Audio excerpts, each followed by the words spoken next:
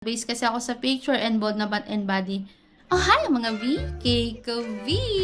For today's video, ito sinishare sa inyo kasi para po maunawaan nyo na yung mga nasa online platform po ay lumalaban na lang talaga para po ma-retain yung shop nila or shop namin sa mga online platforms. Pero napakalaki na po kasi ng mga expenses and deductions sa amin.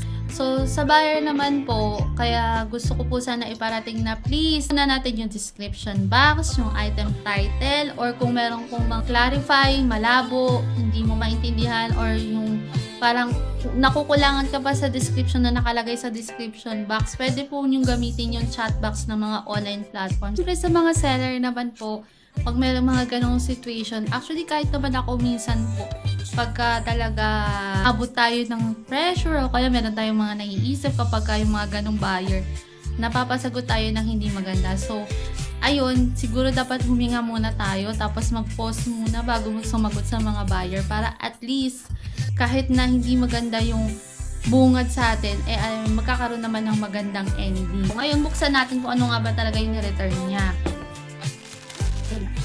Yan. Yung reason sabi ko sa inyo, meron na kami expensive pouch. Hindi na sticker na rin ka.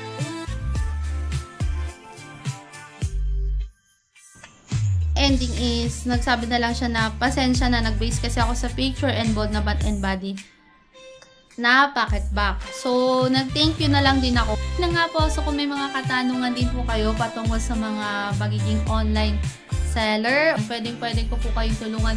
As long as alam ko po ang isasagot, ay sasagutin ko po kayo. Thank you so much!